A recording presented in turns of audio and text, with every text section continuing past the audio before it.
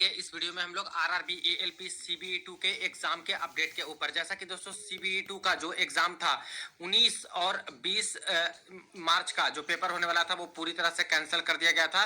अब लगातार छात्र के क्वेरीज आ रहे हैं कि आखिर इसका दोबारा सीबीई 2 का एग्जाम है जो कब से शुरू होंगे। देखिए, इसके रिगार्डिंग दोस्तों आरआरबी से आज बातचीत भी हुई है, तो उन्होंने क्या बोला न्यू एग्जाम डेट के ऊपर या फिर एग्जाम शेड्यूल के ऊपर, वो भी इस वीडियो में हम लोग जानेंगे।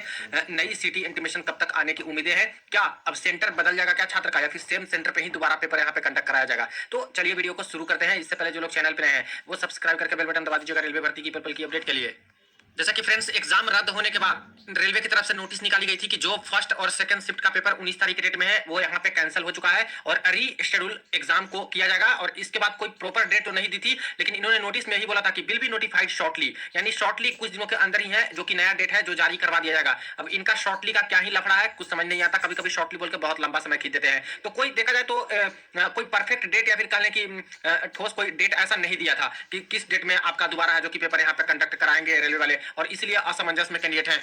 इसके बाद 20 तारीख को जो पेपर होने वाला था उसको भी तुरंत ही नोटिस निकाल करके इन्होंने बता दिया था कि जो शिफ्ट 1 में पेपर होने वाला है वो भी यहाँ पे कैंसिल हो गया है, और पूरा का पूरा एग्जाम कैंसिल की नोटिस इन्होंने दे दी और सबका बोला कि शॉर्टली, यानी कुछ दिनों के अंदर ही जल्द से जल्द ही आपको नया डेट है जो कि बताया जाएगा, वेबसाइट को चेक करते रहिएगा। अभी इन्होंने लिख तो दिया शॉर्टली, और यहाँ पे 2 दिन के आसपास 3 दिन के आसपास लगभग बीत भी गया है और अभी तक कोई डेट नया वाला दिया नहीं है। तो छात्र इसमें परेशान हो रहे हैं, लगातार ही कमेंट सेक्शन में या फिर ग्रुप्स, टेलीग्राम ग्रुप वहां पे भी भेज रहे हैं कि सर कब तक शेड्यूल निकलेगा, कब तक एग्जाम हो पाएगा, कितना समय लग सकता है। तो ये सारी चीजें यहाँ पे क्वेरीज आ रही थी, ठीक है, बट इन्होंने बस शॉर्टली लिख करके यहाँ पे छोड़ दिया है। अब देखिए फ्रेंड्स, कुछ कुछ नोटिस जो लगाई गई थी सेंटर्स के आगे उसमें क्या क्या चीज मेंशन था उसको भी देखते हैं। जैसे देखिए, एक सेंटर के बाहर जो नोटिस चिपकाया गया था इसमें लिखा था आज की परीक्षा रीशेड्यूल किया जा रहा है, अपडेटेड तारीख कुछ दिनों में सूचित कर दी जाएंगी आरआरबी के द्वारा, ठीक है, यानी कि कुछ दिनों के अंदर यहाँ पे भी बोला जा रहा था, और यही चीजें हैं जो कि इंग्लिश में वही एक नोटिस में बोला जा रहा था। All over the India we had rescheduled the examination which is going on date 19/3/2025, और 20 को भी है जो कि कैंसिल हो चुका है, इसका भी reschedule for both shift it will be happened in coming weeks, kindly visit the RRB website in regular intervals for all the, ऐसे करके बता दिया कि जो पेपर आपका होने जा रहा है वो अब कंडक्ट कब होगा, तो कमिंग वीक्स में, आने वाले जो सप्ताह है उसमें आपके पेपर है जो कि कंडक्ट होंगे। इसको हिंदी में देखा जाए तो यहाँ पे ये चीजें मेंशन है कि 19/3/2025 को होने वाली है दोनों शिफ्टों के लिए, यह आने वाले हफ्तों में होगी कैंसिल जो किया गया है पेपर, ठीक है। तो आने वाले हफ्ता नहीं दोस्तों कि नेक्स्ट वीक है उसमें हो जाएगा, हफ्तों में। अब हफ्तों में मतलब कितना हफ्ता लग सकता है ये भी क्लैरिटी नहीं दिया कि भाई 2 हफ्ते के अंदर लेंगे, 3 हफ्ते के अंदर लेंगे, 2 वीक्स या 3 वीक्स, सिर्फ हफ्तों में कमिंग वीक्स करके छोड़ दिया है, जिससे कि ये भी क्लैरिटी लेना बड़ा मुश्किल है कि भाई कौन से सप्ताह में कराएंगे। वीक्स मतलब तो बहुत सारे वीक्स हो जाते हैं, चाहे आप दूसरा वीक्स 2 वीक मान लो, 3 वीक मान लो, 4 वीक मान लो, अब रेलवे वाले तो शॉर्टली लिख के छोड़ दिए हैं। तो चलिए इसके रिगार्डिंग यहाँ पे दोस्तों आरआरबी से आज कॉल पे भी बात हुई है, और यहाँ पे आरआरबी वाले का कहना है, आरआरबी वाले का कहना है कि जो पेपर कैंसिल हुए हैं उसको रीशेड्यूलिंग किया जा रहा है, और रीशेड्यूल करने के बाद आपको यहाँ पे वेबसाइट पे अपडेट कर दिया जाएगा। जैसा पहले यहाँ पे बोलते आ रहे थे आरआरबी वाले, तो ऐसे निकम्मे हैं कि वो बताते ही नहीं है। वो पता नहीं, paper RRB railway recruitment board conduct आती है, लेकिन कोई चीज अगर पूछेगा तो सिर्फ बोलेंगे वेबसाइट को चेक करते रहो, और जो चीजें हैं वेबसाइट पे ही देखने को मिलेगी। भाई आपके पास कॉल क्यों लगाया गया है, हेल्प डेस्क का एक अलग से ही रहना चाहिए था इनके पास कि हाँ इस तरह की क्वेरी है जिसको सही सही डिटेल्स दे छात्रों को, ताकि छात्र को भी परेशानी ज्यादा ना हो। लेकिन ये लोग अलग ही मूड में रहते हैं, जो भी आरआरबी वाले कॉल उठाएंगे तो बोलते हैं कि वेबसाइट पे ही चेक करते रहिए, और आज भी इन्होंने यही किया है। पता नहीं 10-20 बार कॉल लगाने पे तो एक बार कॉल उठाए, और ये भी बोल रहे हैं कि वेबसाइट को चेक करते रहिए। नई रेशेड्यूलिंग की जा रही है कैंडिडेट की, और इसके बाद सिटी इंटीमेशन और नई एडमिट कार्ड है जो कि अपलोड किया जाएगा, और वही वेबसाइट पे चेक कर सकते हैं। कब तक होगा, क्योंकि ये भी पूछा गया दोस्तों हमारे तरफ से कि ये जो अपकमिंग वीक्स है क्या अगले सप्ताह में होगा, तो इनका बोला है कि जो होगा सब वेबसाइट पे देख लीजिएगा। अभी कोई ऐसा नहीं है कि कोई डेट है, अभी रेशेड्यूलिंग करने के बाद ही सारा कुछ अपडेट दिया जाएगा। तो ठीक है, इस तरह से अपडेट है, कोई प्रॉपर यहाँ पे भी जवाब नहीं दिया गया कि किस दिन आपका जो है दोबारा पेपर कंडक्ट कराया जाएगा रेलवे की तरफ से भी। अब दोस्तों बात करते हैं कि आखिर पेपर हो कब तक सकता है, यानी कब तक पॉसिबिलिटी है कि आपका पेपर कंडक्ट हो सकता है दोबारा सीबीई 2 वाला। तो फ्रेंड्स इसको थोड़ा सा समझना होगा। जैसे बात करें कि प्रॉब्लम आखिर कितनी बड़ी थी, जब इन्होंने शेड्यूल किया पेपर की 19 तारीख को पेपर हम लोग कंडक्ट कराएंगे, 20 को हम लोग पेपर कराएंगे, ठीक है। इससे पहले इन्होंने अपडेट दिया कि आरआरबी वाइज हम लोग पेपर कंडक्ट कराएंगे, नॉर्मलाइजेशन नहीं होना है इसीलिए, ठीक है, ये भी चीज सही है। तो 19 और 20 को 3 शिफ्ट में पेपर रखा गया, शिफ्ट 1, शिफ्ट 2, और 20 को शिफ्ट 1 खाली, बस इतना ही में पेपर। अब यहाँ पे जब 19 तारीख के डेट में फर्स्ट शिफ्ट में कैंडिडेट गए थे, यहाँ पे पहले तो दोस्तों स्क्रीन ही ब्लैकआउट था, खुला भी नहीं, कई सारे कैंडिडेट का बायोमेट्रिक वेरिफिकेशन करा लिया गया, कंप्यूटर स्क्रीन पे भी वहां पे कुछ चीजें भरवा ली गई थी, ठीक है। कुछ कुछ जगह पे दोस्तों कंप्यूटर स्क्रीन पे डिटेल्स भी दिख रहे थे, पार्ट ए पार्ट बी का ऐसे करके, जिसमें जब बायोमेट्रिक करते हो या फिर लॉगिन करते हो तो दिखा रहा था, जैसे पार्ट बी का किन्होंने इलेक्ट्रिशियन से किया तो इलेक्ट्रिशियन बता रहा था, फीटर बता रहा था, फिजिक्स एंड मैथ्स ऐसे करके बता रहे थे। तो ये सारी चीजें हुई। इसके बाद आप सभी को पता है कि बिल्कुल 2.5 घंटे बिठाए रख दिए और यहाँ पे पेपर नहीं कंडक्ट हुआ और बाद में बोला कि पेपर कैंसिल है, अब रीशेड्यूल यहाँ पे पेपर होगा। चलिए, अब आरआरबी वाइज पेपर हो रहा है तो मान लेते हैं कि फर्स्ट शिफ्ट में सर्वर का इशू हुआ होगा, सर्वर का इशू हुआ होगा, ठीक है।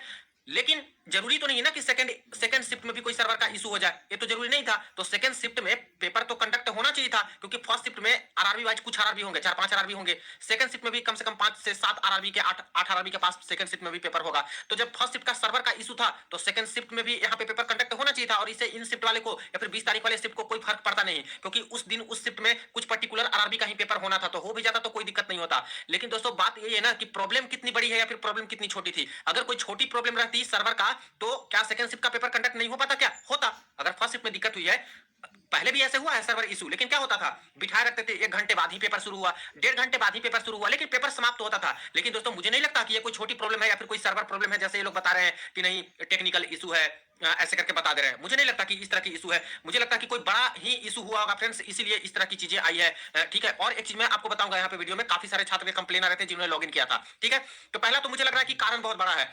दूसरी चीज, चलिए 19 तारीख के डेट में पेपर कंडक्ट नहीं करा, इतने सारे छात्र ट्रेवल करके जा रहे थे जिनका 20 तारीख के डेट में पेपर था, कई सारे छात्र तो बीच में ही रास्ते में ही थे, अपने जर्नी में कई सारे छात्र पहुंच गए थे, ठीक है।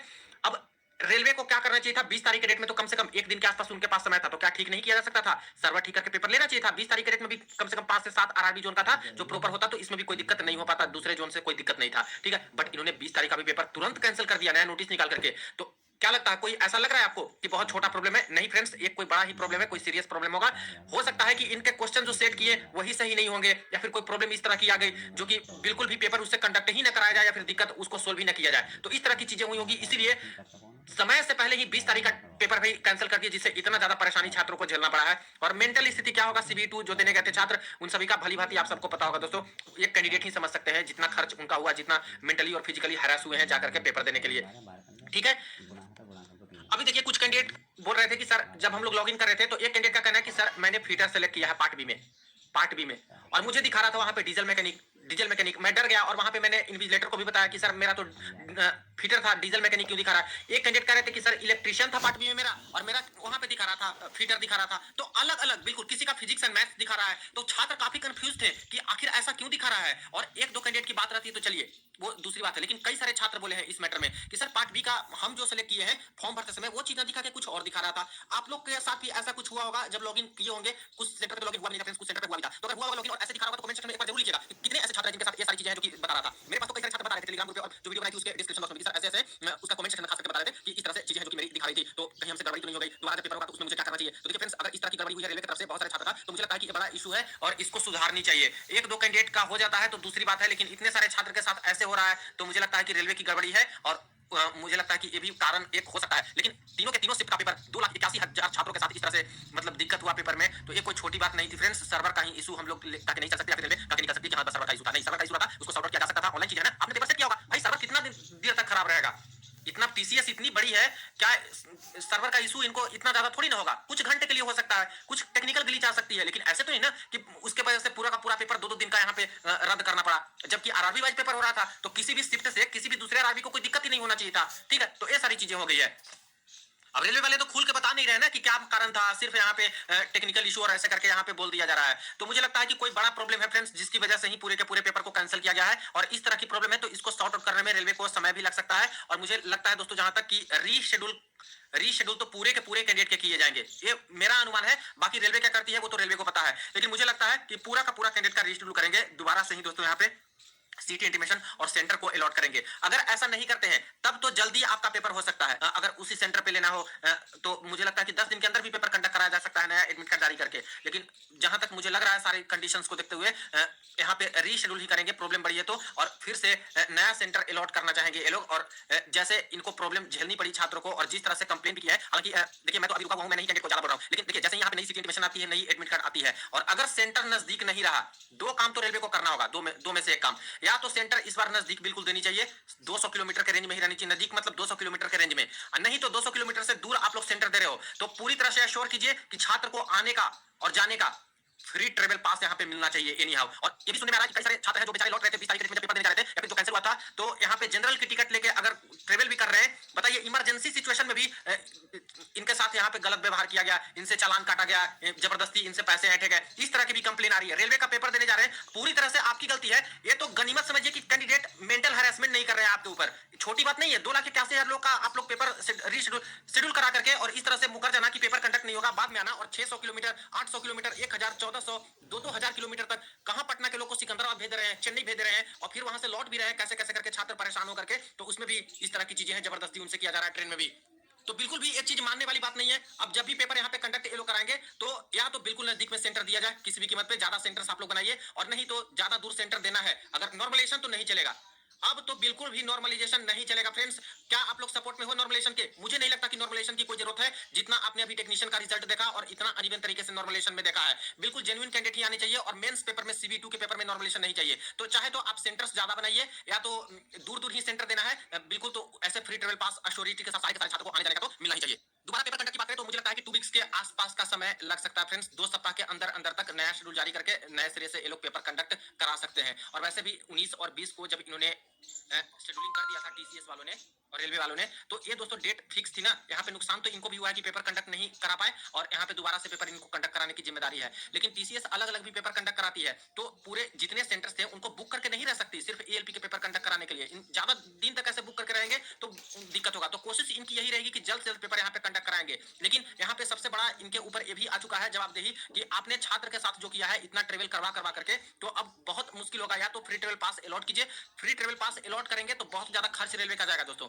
इसलिए मुझे लगता है कि सेंटर ज्यादातर कैंडिडेट का चाहेगा कि नजदीक दे, जिससे कि बहुत ज्यादा छात्र बवाल न खड़ा करें और सही तरीके से पेपर यहाँ पे कंडक्ट हो जाए। क्योंकि अगर दोनों में से कोई काम नहीं किए तो ऐसे केस में छात्र शांत रहेंगे नहीं, और ये तो सिटी इंटीमेशन नया वाला उससे पता चलेगा दूर दूर सेंटर देंगे नहीं देंगे, नया वाला नोटिस के अकॉर्डिंग निकाल करके फ्री ट्रेवल पास देंगे, तो ऐसे केस में बवाल खड़ा होगा और बिल्कुल भी सारे छात्र इसमें यहाँ पे बोलेंगे कि मुझे फ्री ट्रेवल पास चाहिए नहीं आओ।